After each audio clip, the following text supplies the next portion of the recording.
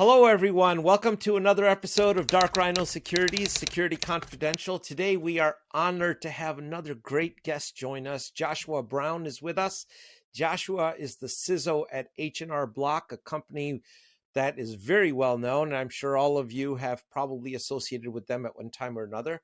He has deep experience in designing and building information security programs. He is an expert on zero trust, which we're going to talk about. His approach to information security, I find somewhat unique, and I really want to get into this, is because he says it is to transparently support and drive business initiatives, leveraging security capabilities to differentiate companies. And that's something that is sorely missing in the industry, if you will, from a lot of people. And Joshua has spoken at InfoSec World, at InfraGard, and at ISSA. He's a SANS mentor. In short, he is an expert in helping companies reduce risk. Welcome to the show. Thanks for having me. So, Joshua, let's. There's so many questions here. Well, what I found your background fascinating. So, you by your education, you have a great liberal arts education. You've studied philosophy in great depth, and somehow you ended up. Took a hard left turn. Was this a lot of bad decisions? Good luck, or what was? Well, when I started undergrad, I was convinced that I wanted to be an MD. I was a biology chemistry double major, which was a huge mistake. I got to the point of shadowing physicians at Duke University Med Center. Like I was all in on this. We have lots of doctors in my family. My brother's a surgeon. Brother-in-law and sister-in-law are both doctors. My uncle was a flight surgeon for the Navy. Like we have a history there, right? Believe me, you're talking to someone that has the exact same story. Yep. That's uncanny. But well, and what I realized as I was studying that is that I was miserable. I didn't enjoy it. I mean, intellectually, I'm fascinated with biology and chemistry and all those things, right? Sure. Turns out I wasn't excellent at doing them. And I realized the only classes I was really enjoying were the philosophy classes I was taking. So I ended up pursuing a PhD in philosophy. I got pretty far down the road on that. I spent about 5 years. I didn't finish my dissertation. I finished everything else, and I got really burned out after that, and I decided to take a sabbatical. I went to the Motley Fool and got a job on the help desk.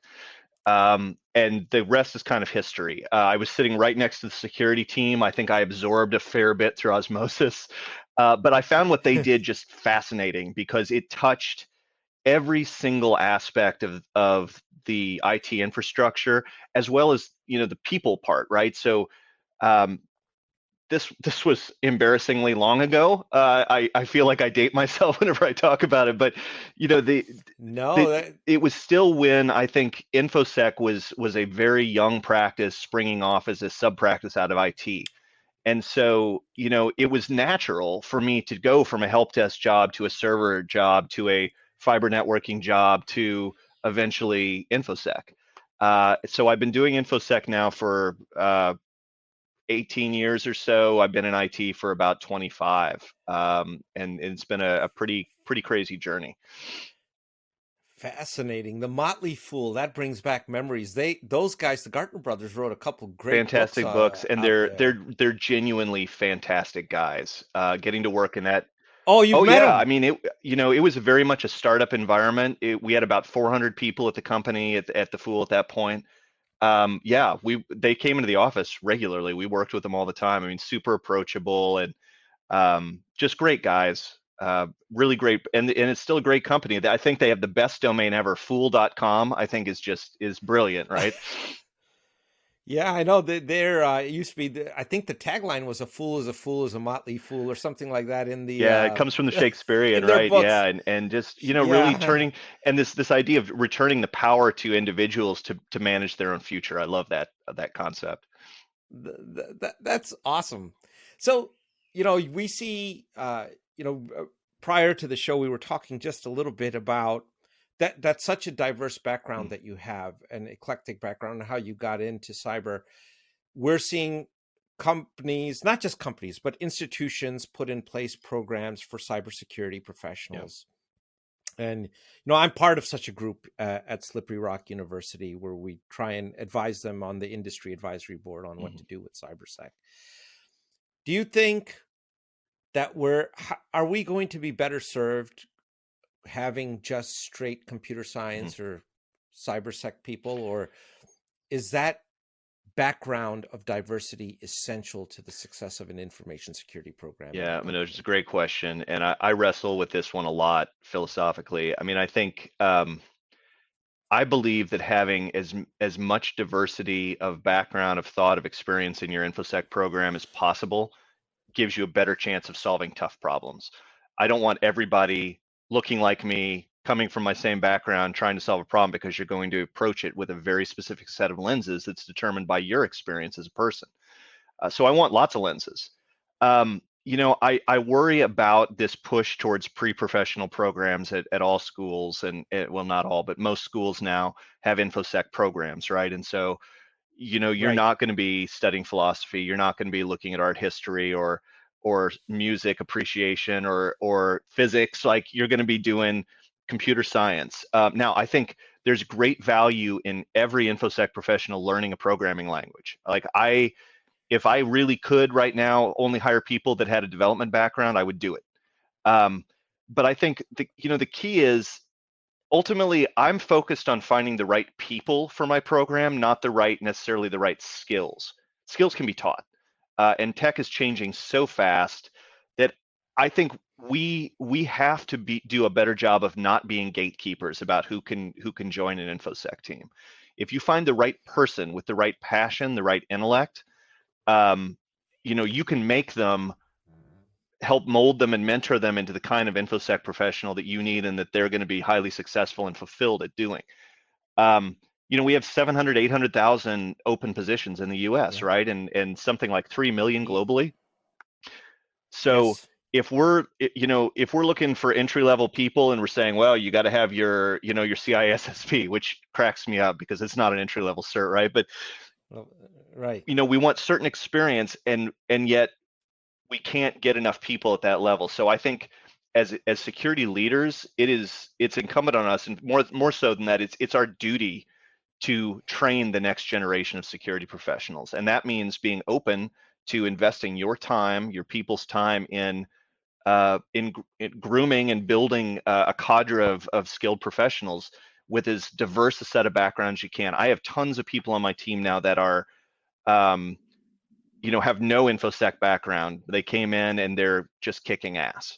I've got second career people like ex-cops, ex-military, ex-healthcare, and giving people the right opportunity and the right resources they need to fulfill those roles. That's our job. And not turning people away simply because, oh, well, you haven't had 3 years of experience at this particular SIM tool, or it's we're shooting ourselves in the foot and then complaining about how much it hurts. Joshua, I'm smiling because our listeners have heard this quite a few times from me, but they're hearing it from an honest to God CISO at a major company now.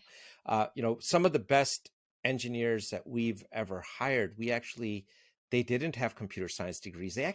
One of them came out of high school, and they just had a passion.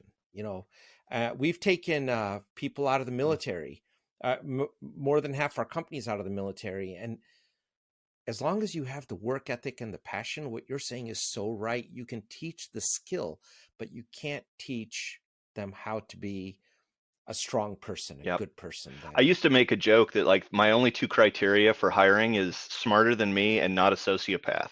Right. And it always gets a laugh line, right? And so I kind of stopped saying it, but it's really true. Like, I want you to care about your coworkers. I want you to care about the job you're doing. And as far as the technical skills, if you're lacking something, we'll get you there. That's, and I think that is the kind of, I think that's the kind of approach we have to take in terms of building highly successful teams. We have to have skin in the game. You can't just say, well, I'm going to hire the absolute most skilled people I can. No, you need to be getting people fresh out of college, getting people excited. There's so many people out there still that have no idea that, like, this is a career path. That's just not what their background is. And I mean, one of the most successful people I have on my team right now had a nursing background, had no IT experience, and came out of an accelerator program that H&R Block has, which is largely designed for software engineers. But we've got 3 or 4 just amazing engineers out of it ourselves now for InfoSec, and watching those talents progress and watching their minds click and get it, it's so rewarding. And I guess it goes back to my love of teaching, right? I can't ever let go of that part.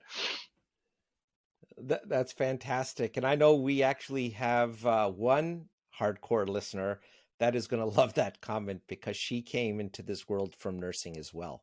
And it's good to know you're not alone. And, InfoSec, I should say, is one of those few places where I am told statistically, women actually end up making a little bit more money than men, according to the recruiters. And that's one of the few professions where women have the edge. So if you're listening out there, think about it. Well, absolutely. I mean, it goes to the diversity of background, diversity of thought, right?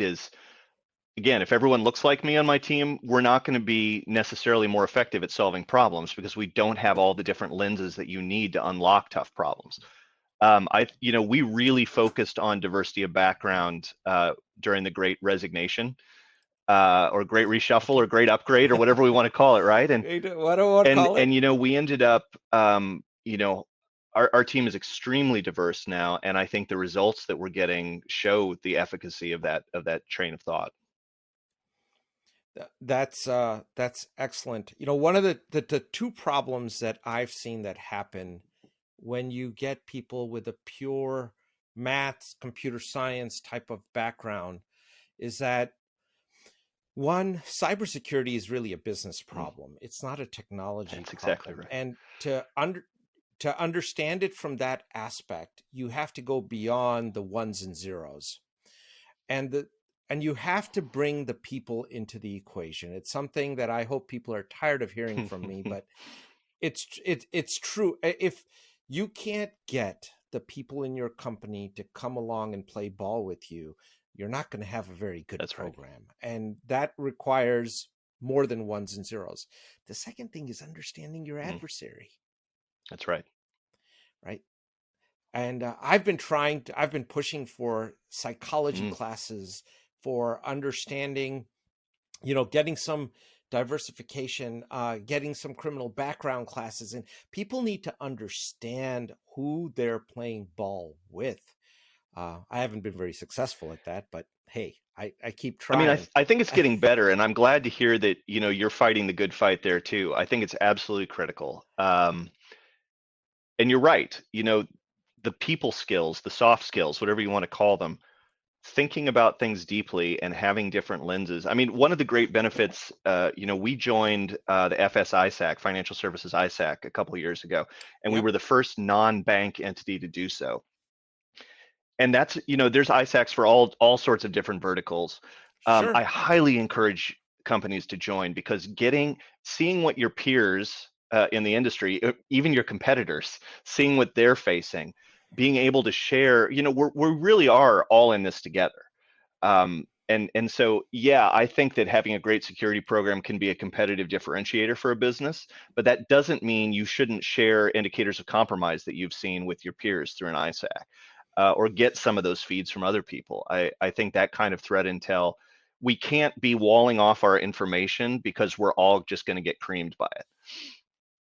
Well, there's a lot of stigma in sharing. Sure is, yeah. Right, because you're admitting that there was a problem of some kind, and that a lot of breaches are still underreported. Oh, absolutely, absolutely. But growth comes at the point of struggle. I think Brene Brown said that one. I love that thought, right? Yes. And so, why would we not take a learning that is the good guys finally standing up and beating the bad guys for a change?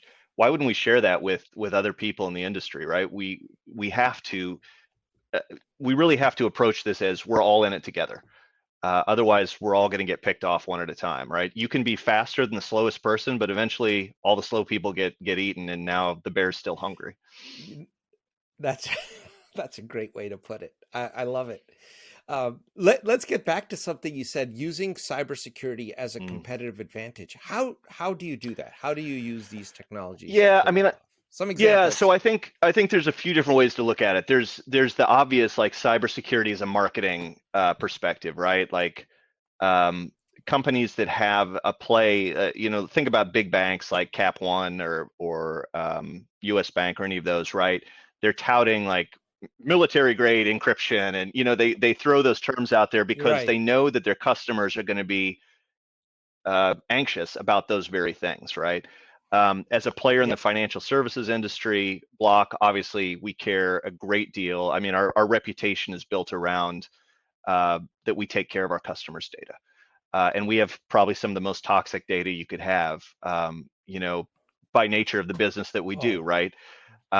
Personal financial data is just, extremely sensitive, and so we take that responsibility very seriously. I think that, from a services perspective, if you're trying to differentiate yourself, offering direct benefits to your customers in that realm, you get sort of the halo effect, right? So credit monitoring services are provided for free, or dark web monitoring services, or things like that. Um, sure. and then there's uh, the way that I think most people think about this is cybersecurity is kind of a bastion. So when your competitors are showing up in the news for the wrong reasons, you don't have to come out and say, "Yeah, we're super secure." But if you are, the Walmart at the time when or when Target's getting popped, Right. right? It's becoming a differentiator for you because you're not in the news. It's very rare that you get in the news for a cybersecurity thing, and it's a good thing. That's true. But let me ask you this. Have you seen any corporation use, like, let's take IAM Mm. as an example, IAM technologies to drive a brand loyalty program? I've Uh, often,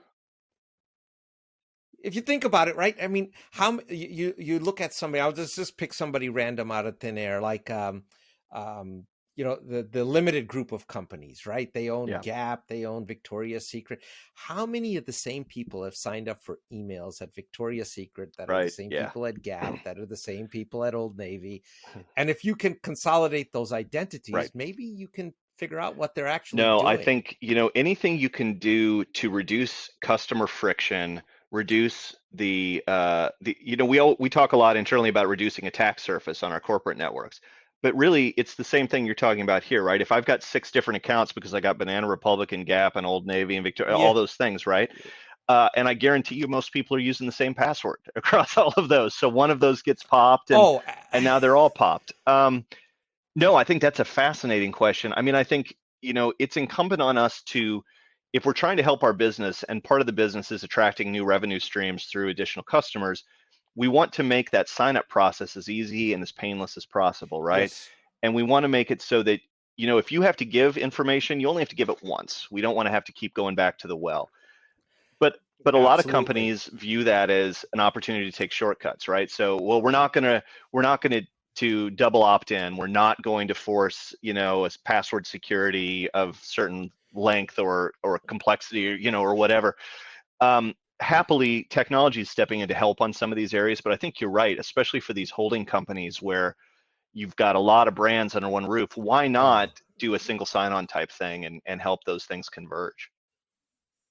converge, and now you can actually track real buying patterns, and you know that yahoo.com, J at Yahoo, J at Gmail is the same person.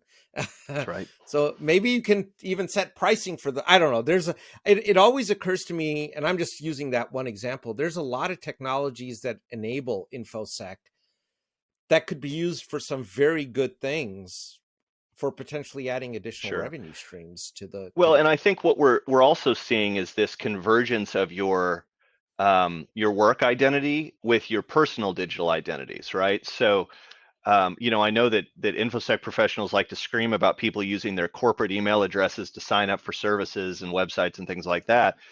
But there isn't yet, I think, a really ubiquitous good solution for, okay, cool. How about if I just have one set of identities and I use that everywhere, right? If I only had to manage one, it could be super secure. Of course, then you run the problem of like, if that one gets popped, now we've got a really big problem. But frankly, with the number of people that have crappy passwords and you reuse them in lots of places, we may already have this issue. We just don't realize it. Oh, that's a heartening Yeah. thought there. A disheartening thought, I should say. So, you know, getting back to threat surfaces, what do you think, like in the professional service arena, what's facing professional service firms from a threat Yeah. So, I've been reading a perspective? lot about this lately, and there's a lot, I think a lot of the conventional wisdom, it's not that it's wrong, it's just I think it may be missing the point a little bit. So you'll hear a lot of people Okay. say like, okay, insider threat are your own employees, because even if you don't have any malicious insiders, uh, code errors, configuration errors, of course, phishing and ransomware attacks, we see stuff in the news on, daily about this.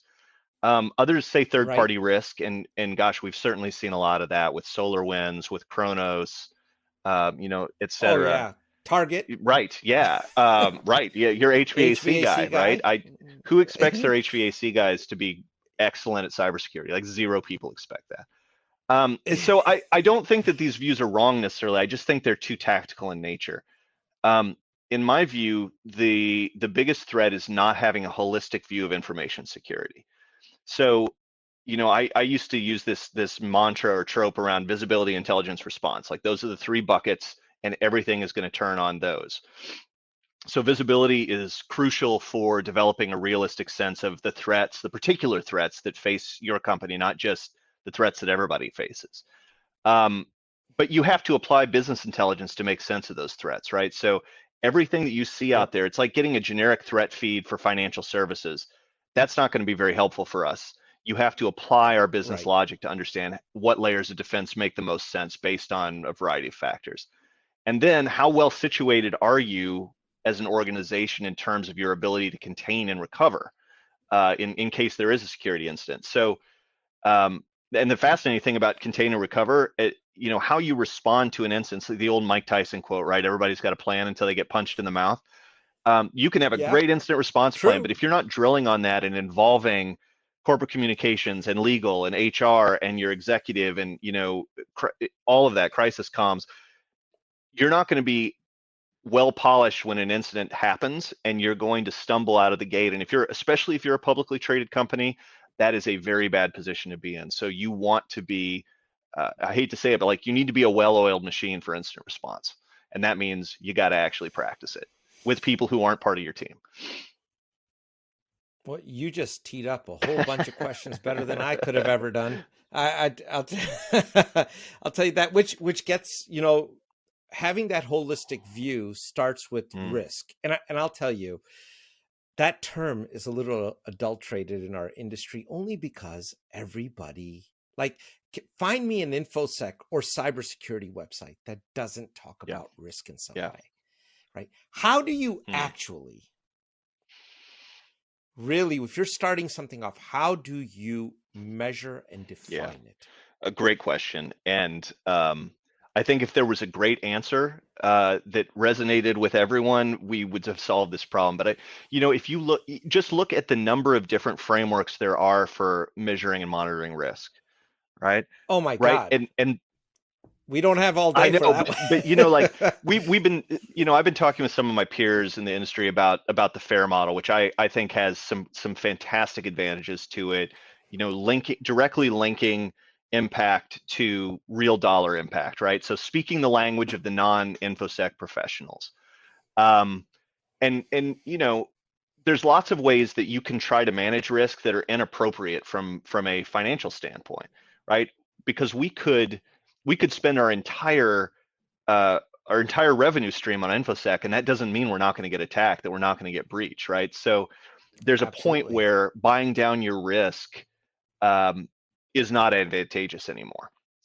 Um, but I think the big key thing is risk is not just an information security concept. It is not an IT problem. You said this earlier, right?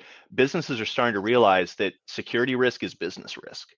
And so Right. if we can all speak the same language, we can at least start moving forward in terms of how we prioritize efforts inside and outside of information security.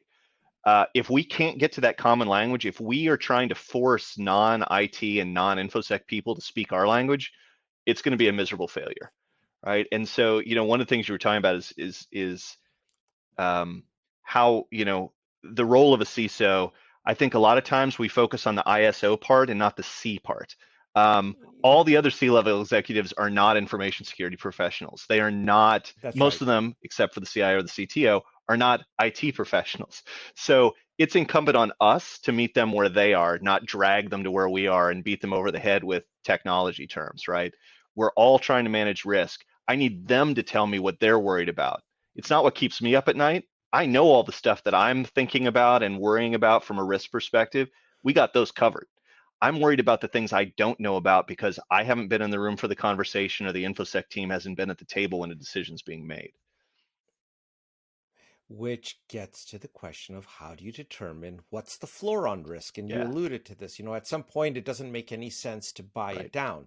So at what point does the mitigation stop? And how do you get a company acceptable or to accept that they're never going to be 100% breach Right. safe, if that's a Yeah. term?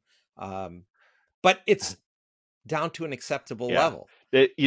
Some of the risk models crack me up, and it's no wonder that they don't end up being operationally terribly effective because, if you go to your board and you're like, well, we've looked at the frequency and the impact, and we believe that data security is a 7. Like, what the hell does that mean, right? Yeah, The other exactly. thing is that we oftentimes make the mistake of talking about risk, communicating about risk in a way that, like, if you just give us some money, we'll make the risk go away. We're not removing risk. Mitigation is not removing risk, it's reducing it. So it's like shaving. I'm not removing hair, I'm reducing hair, like beard reduction, not beard removal. Um, so when you think about that, and you can just have these straight up conversations with people about, look, there's a certain amount of money we need to spend on prevention. There's a certain amount of money we need to spend on detection and visibility. And there's a certain amount of money we need to spend on recovery because anyone can be breached with, we have a limited number of resources, time, people, tools, whatever. Our Sure. attackers do not. They have unlimited time. They have, in case of nation states, essentially unlimited budgets. So the right motivated attacker can find a way in. How do we make sure Absolutely. that we detect that as quickly as possible if and when it happens, and we mitigate the damage that causes to the smallest possible level that we can? That's what true risk mitigation looks like. So if I tell them, like, hey, look, if anyone who works on this project, if their account gets compromised, the impact is contained to this little blast radius, and that Yeah. the cost associated with that is 40 man hours of work, or you have to put it in some terms like that, and then people understand. Every time I want to go to the board or to my boss and ask for money for something, that risk calculation, including the business impact analysis and the cost, has to be there. That's the level of rigor that is expected outside of IT. It should be no different for us looking for money to solve problems. Absolutely. The only thing I would add to that, what you're describing is defense in depth Yep. to a to a large Yeah, and degree. we have to keep trumpeting that because I think, so many IT people and certainly InfoSec people are technophiles, right? We love technology. I don't Oh yeah. believe that we've ever completely solved a security problem by buying a piece of technology, right? It's always part of a bigger, right? People, process, technology in that order. So you get your people right, you get your Well, process right. that's a big myth that you just busted. Well, So I mean, and it's not popular especially with salespeople. Like, I get that. I love technology too. But that's the last level. That's the instantiation and enforcement of your policy layer. Um, right. so again, you have to think about this holistically, and all too often you'll get a new, you decide, like, we're going to go down this path, we're going to implement this platform. Here's the benefits it's going to have. Here's the costs. Look at the ROI. This is a slam dunk. And they're like, okay, what about that thing you bought 3 years ago? Can we roll that off now? Like, no. and here's why, right? And look, I want a lean tech stack. I don't want a bunch of different tools, a lot of complexity in the environment. That's kind of the enemy of security. It's picking the right tools to help you achieve the outcomes that you want to achieve. And defense in depth is absolutely necessary. Yeah, and it's one. It's a topic that I don't think most people understand outside of the security realms, and it's really an outgrowth of a military strategy. And they just, I guess, the industry hasn't focused on it. They really love Yeah. technology, which really brings me to the question of the Mm, people. So, how do you establish in your organization a culture mhm. of cybersecurity? And I'm not saying paranoia, but Yeah. vigilance, understanding, that bringing the masses into that they're part of an InfoSec Yeah. program. They're not Right. outside of it. Yeah. I mean, look, obviously I started as an educator. My parents were both teachers. I have a great love of teaching and helping people learn anything from mentoring to actually teaching classes. And I think that I go back and forth on it on security awareness training. Actually, I kind of view it now as table stakes, and but I don't have any illusions about how effective it is overall by itself. So, if you have 100,000 people in your company and you force them all to take, phishing training, like we do it monthly, Okay. uh, and if to be breached, you only need one person to click out of those 100,000, right? So, are you ever going to get to 99.99% effective? No, of course not. I want to get No. and if your security stack and the success of your security program depends on non-IT, non-technical, non-security people making the right decision 100% of the time, you're gonna fail.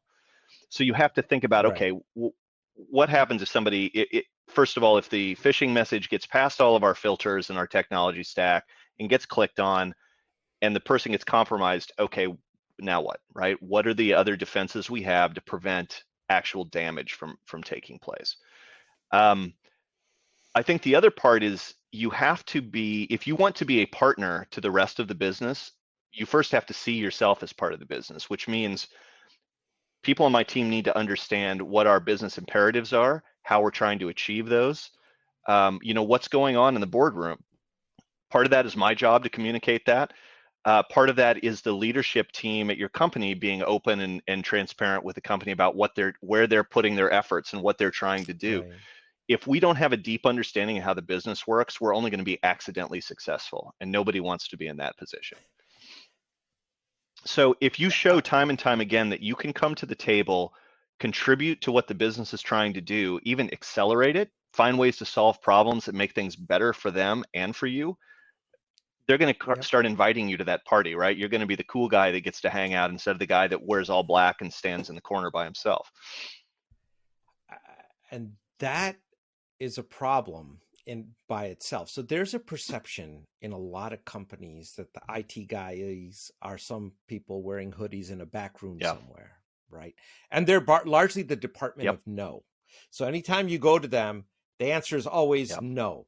And this is how one of the ways in which we get shadow IT, Right. because people are not going to stop doing their job. They're going to find a way to do their job in spite of whatever controls are put in place. Yeah. So how that what you're talking about, getting the cybersec people to understand the business and then understand the people and the business of the business, that's a big Yeah. lift.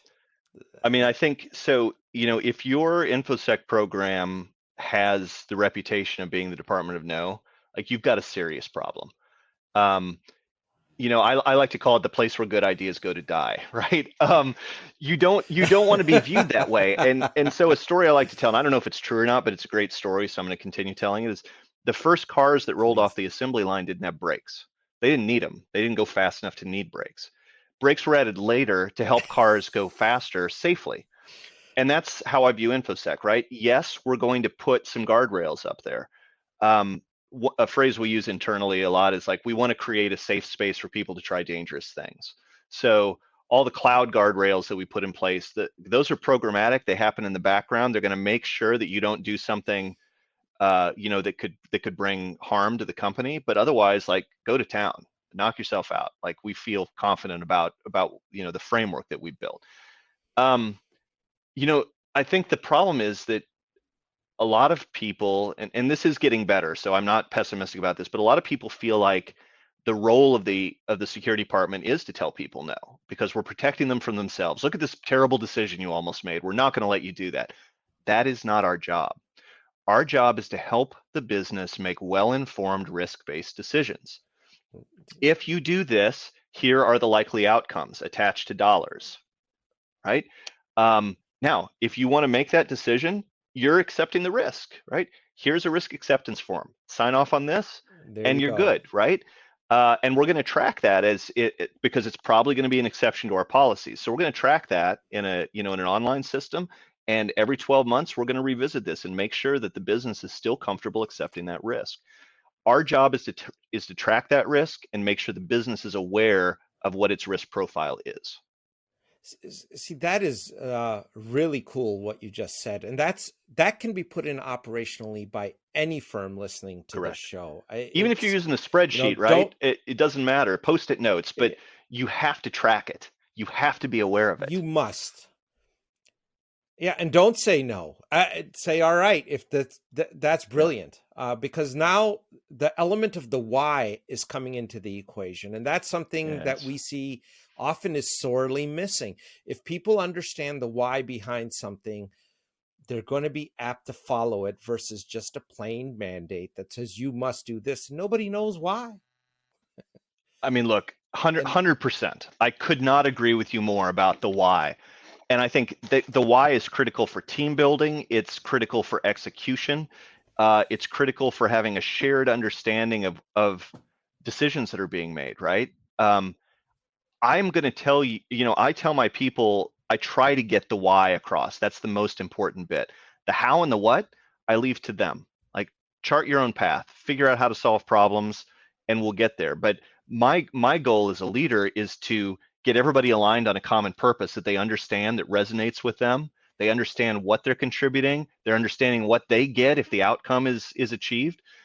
And then we all move together, right? At that point, the discussions about the how and the what can take place full-fledged. Like, go tussle, figure it out, and then everybody's going to pull in the same direction when a decision's made.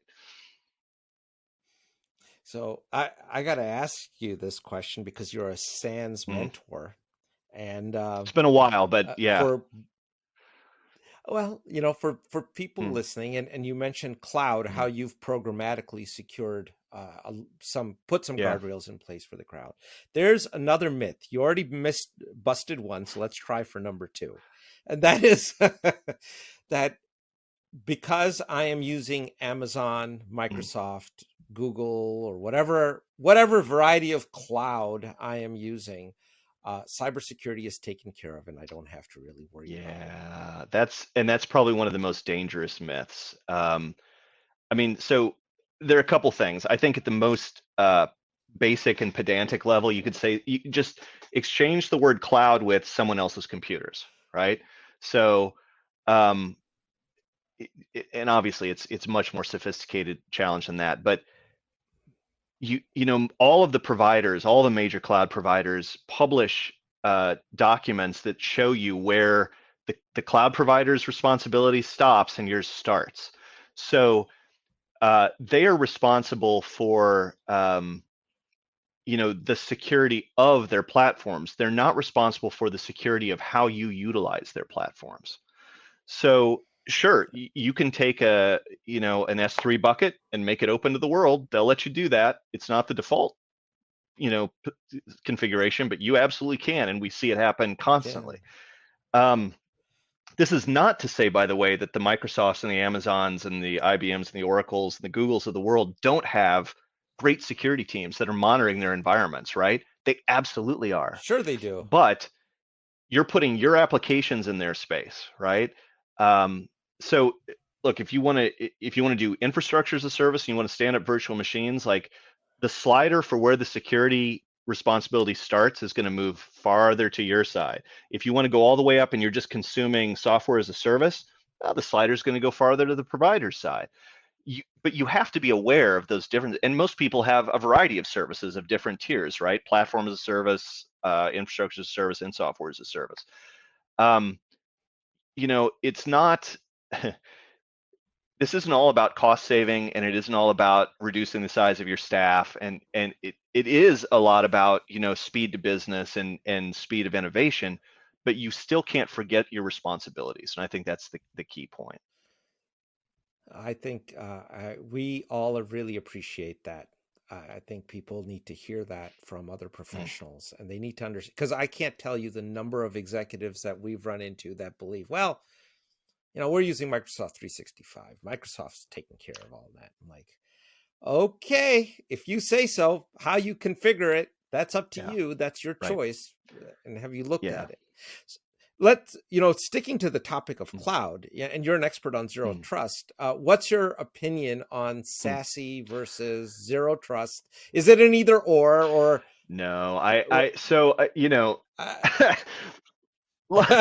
sorry. No, like everything else, the marketing machine gets a hold of these terms, and then your executives are on a plane and they have the in-flight magazine and it's trumpeting like zero trust, the next most important thing. And before you know it, every product out there has they've slapped now with 100% more zero trust label on the front of it. And you look at some of these products and you're like, this has absolutely nothing to do with zero trust. And the other frustrating thing is, for anybody who's been in the game for a while, these aren't new concepts either, right? So we want to give people the access they need to do their jobs. So they need access to resources only when they need that access, and then you remove it when they don't need it. And giving access to that resource or resources doesn't confer access to anything else, right? So all you're doing is, you're basically micro-perimeterizing your people at that point. Like, I'm just going to put a tiny bubble around you, and you do this thing, and I'm going to make a risk-based analysis on whether or not you get access to this thing, assuming you're authorized to get access to it. There are, of course, technology enablers for this. So the ability to say, oh, okay, well, you're on a corporate controlled endpoint that's got a certificate on it that's bound to your identity, and oh, I see you're in this group that gives you access to this thing, and you're coming from a country you've always come from at a time you've always come, right? All those behavioral bits. We stir all that soup up, and we get a risk rating on the person, and that determines okay, well, now I need a multi-factor. I need your token because it's 3 a.m. and you've never you never tried to access at 3 a.m. Or, hey, that's weird. You're coming from Vietnam and I've never seen that either. But these aren't new concepts. It's if anything else, it's a framework that's helping us stitch things together. And I love to see the federal government getting into this game, not because they have a great track record at information security. They don't. Oh, they don't. They absolutely don't. Drawing a line in the sand and saying everybody has to do this, this will move the needle. It will force some things. But ultimately, we're back to questions about how do you manage identity, right? Because that's foundational to all of this. How much visibility do you have to behavior in your organization with your devices, with your applications? Are you getting all that data into a place where you can actually make sense of those transactions and trace them across the environment? If you don't even have that level of visibility, and you don't have a clean identity house, like your house is not in order, you're not going to be able to go down the zero trust path. You got to fix that stuff first. It's good cyber hygiene. Yeah. And those, you're talking about the fundamentals before. I mean, these concepts, you're right, have been there for a long, they predate the cloud. Oh, absolutely. They've been there for a long time. They're fundamentals of software design, and access. I mean, look, people have some people have this view that they can just buy a product and slap it in and turn it on and all their problems are going to be solved. And it's simply not true. Even the most, the highest Gartner and Forrester rated zero trust, SASE, whatever you want to call it, platforms and tools now, there is a ton of work that goes into getting those tuned and configured and effective in your environment. Absolutely. That's assuming you have all of those prerequisites. You've got a clean identity house and you know how to manage and monitor risk.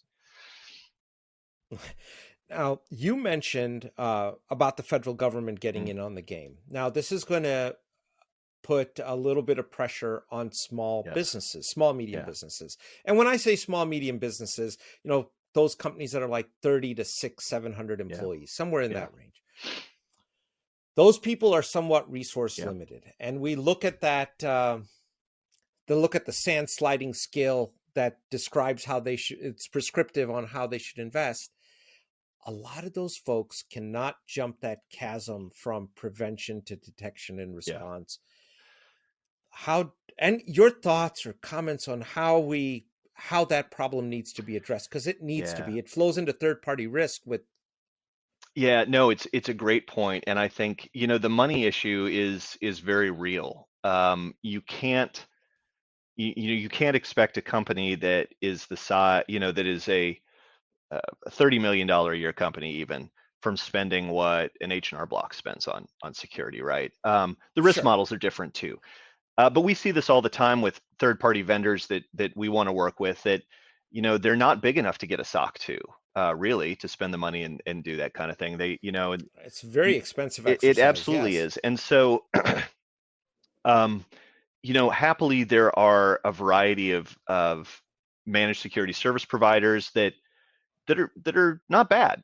That can give you kind of a blended security capability at a relative, well, at least at a predictable cost, right? So it's not going to be something like, oh, we had a ton of business and so our cost went through the roof. But Right. there's also a tipping point for companies where it makes more sense to bring those resources back in-house and do it yourself. Um, Absolutely. you know, There is an inflection there point absolutely is, somewhere. and look, I've had the good fortune of being able to build security programs in multiple companies, both ones that outsourced parts or whole aspects of the security function, and companies that have done it all themselves. Um, a managed security service provider is still a company that's trying to make money, and they do that through efficiency. And so having services they offer that can be provided across a number of customers at the same time is how they build that and how they drive their revenue. They're never going to care as much about your company as you do. That doesn't mean they can't provide better outcomes than you can for the amount of money you're spending. So if that makes sense, right? If That's a very pragmatic thought Right. So process. if I have an IT team of 5 guys, like having one security guy is not sufficient. Like regardless of That's right. how much you cut off for yourself, like that is not okay. So is it better to have no security guys and outsource all of it to a provider that has trained people looking 24/7 across a variety? Like maybe, probably even. Um, and so this is like, again, you have to know your business, you have to know what the risks are, and you have to know what you're willing to spend in a responsible manner to mitigate against those risks. So, what do you do if you are a big company and you do rely, and every large company has several small Sure. vendors, Yep. whether it's the guys that are doing um, Yeah. HVAC, we'll pick on Yep. Target there, or it's guys who are doing lawn maintenance, or for whatever reason, they are in the environment doing Yeah. something and it's a necessary evil. Yes.